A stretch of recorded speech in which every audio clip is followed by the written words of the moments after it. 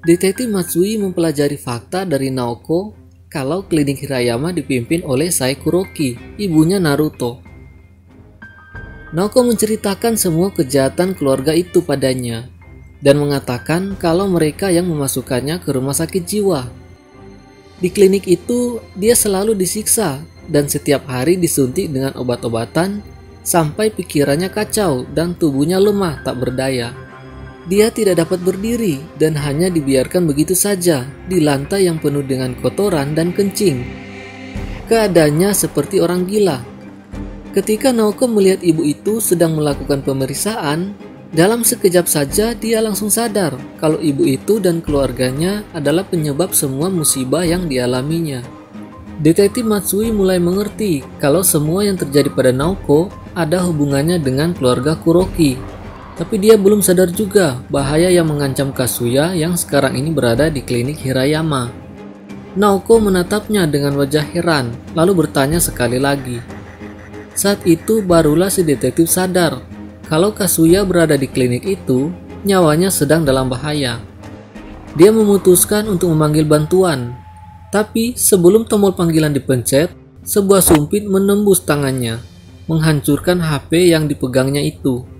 Naoko tidak ingin polisi ikut campur, karena dia berniat menolong Kazuya sendirian. Detektif Matsui kesakitan sambil marah-marah karena HP-nya rusak.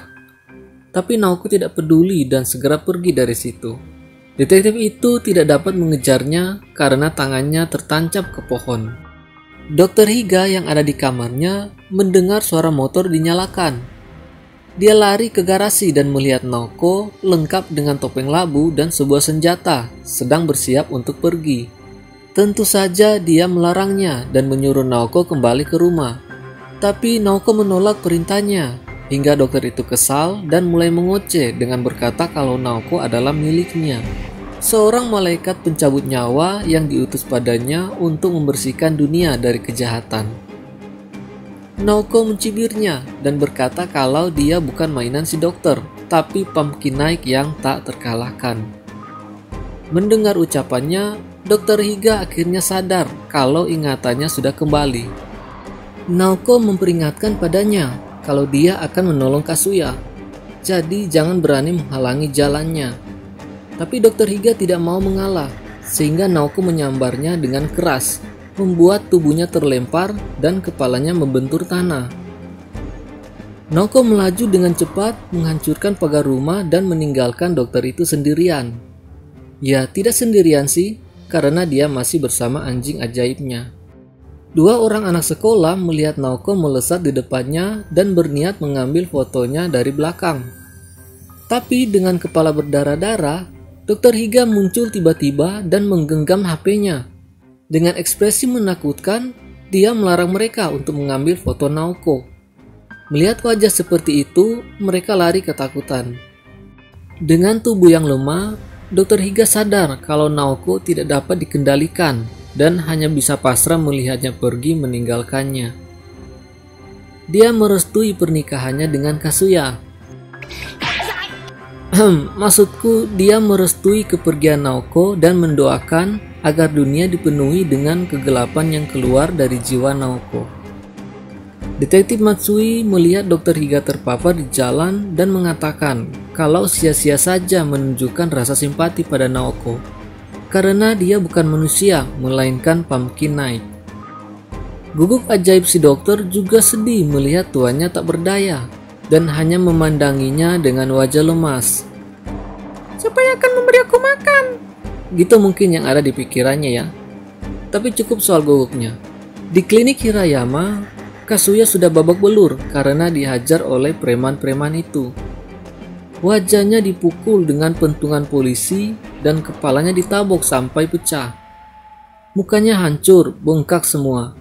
Preman-preman itu sampai ngos-ngosan menghajarnya. Mereka heran, walau sudah dihajar berkali-kali, dia tidak menangis sedikit pun. Malah tersenyum lebar dengan mempesona.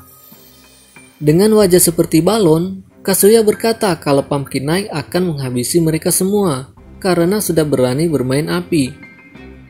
Preman-preman itu heran dan bertanya pada bos mereka karena ingin tahu siapa Kazuya dan Pumpkin Knight itu. Ibu itu menjelaskan kalau dia adalah orang yang telah membakar suaminya dan memotong kepala anaknya sambil berjoget-joget. Mendengar hal itu, mereka kaget dan sadar kalau insiden itu viral di internet. Om-om itu mulai protes karena Kazuya harusnya berada di penjara untuk menjalani rehabilitasi, bukan untuk disiksa karena dendam pribadi.